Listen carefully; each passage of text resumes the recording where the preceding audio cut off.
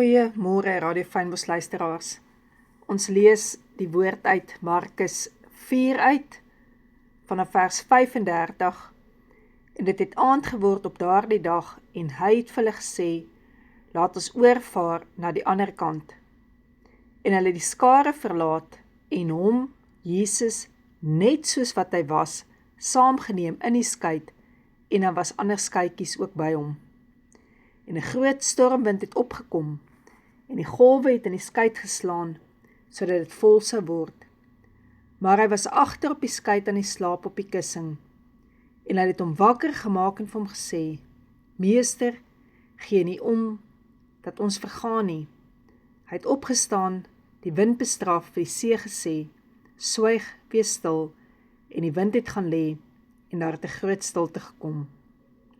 Toe sê hy vir hulle, waarom is julle so bang? Het julle dan geen geloof nie? En 'n groot vrees het hulle oorweldig. Hulle het vir mekaar gesê, wie is hy tog, dat selfs die wind en die see hom gehoorsaam is? Wat vir my hier uitstaan is, dat hulle Jesus in die skei by hulle ingeneem het, net soos wat hy was. Net soos wat hy was. En tog aan die einde, nadat Jesus die storm stil gemaak het, kon hulle nie eers regtig gesê het wie Jesus is nie. En hier staan vir my uit,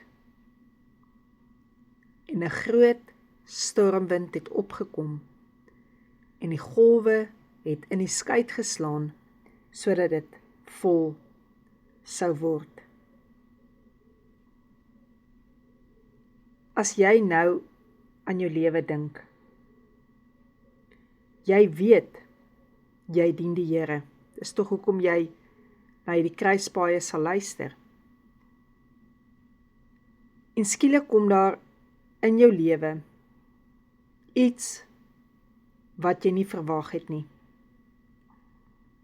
Ons eerste menslike vraag is, Here, as U by my is, hoekom het U die goed toegelaat? Of dalk dink jy, dit maak nie aan die Here saak nie. En tog maak elke druppel saak, wat uit hierdie storm uit in jou lewensboot val, en waar jy bang begin raak, en voel maar jy sink.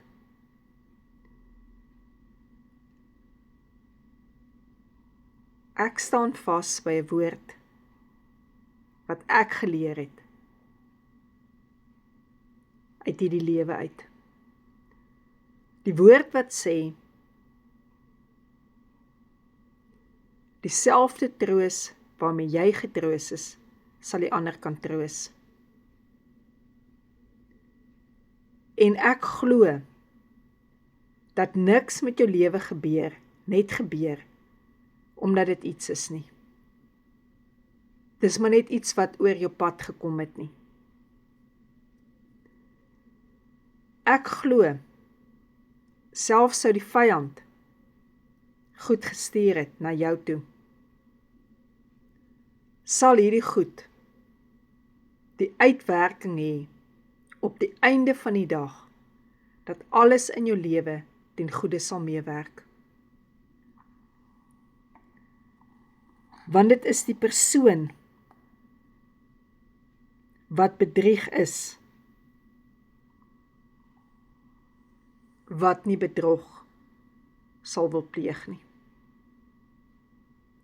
Dis jy wat die storm in jou lewe ken, en wat so bewus is daarvan, as dit nie die Here was, wat met jou was nie, sou daardie storm jou oorweldig het. Dis die een wat verwerping ervaar, wat nie tyd daaraan sal afstaan, om te kyk waar ander mense verwerp moet word nie. Dis jy wat die storm in jou lewe ken, van soveel trane, omdat jy verwerp is, wat jou versigtig sal laat optree in ander mense se lewensbootjies. Dit is die een wat gebreek is in die storms van die lewe, wat nie ander sal wil breek nie. Dit is die een wat regtig swaar gekry het in die lewe, wat weet wat dit is om selfs in storms jou woord te hou. En wat weet ons van 'n storm? Ons weet van 'n storm wat geloof toets. En ons het hier gesien dat toe die disippels Jesus wakker gemaak het, was hulle rou eerlik. Gee U nie om dat ons vergaan nie. En hy het opgestaan en het die wind bestraf, vir die see gesê, swyg, wees stil. En die wind het gaan lê en daar het 'n groot stilte gekom. En in daardie groot stilte raak hy hulle harte aan waar die eintlike probleem lê. Waarom is julle so bang? Het julle dan geen geloof nie? Want toe die vrese in hulle opkom, toe het hulle vergeet dat hulle Jesus op hulle boot geneem het, net soos wat hy was.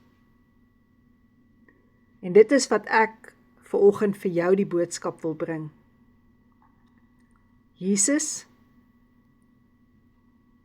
weet wat in jou lewe aangaan. Toe hy vir jou deur die storms van jou lewe gegaan het by die kruis van Golgotha, weet hy dat sy bloed die krag in jou lewe het om die storms van onvergifnis stil te maak en waar jy nie meer bereid is om dalk te sê, Here, vergewe my nie. Hy weet ook van die storm wat daardie diagnose in jou lewe veroorsaak het.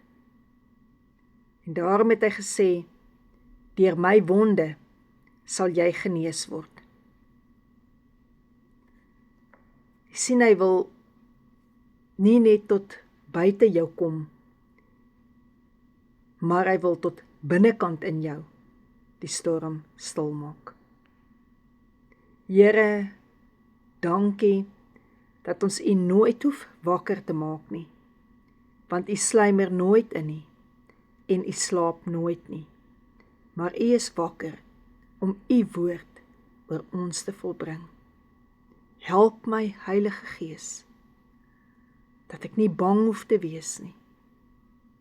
Help my, dat ek nie getoets hoef te word met storms wat my geloof kan bewys nie. Want is nie ek wat die krag het nie, Here, maar dis U. Amen.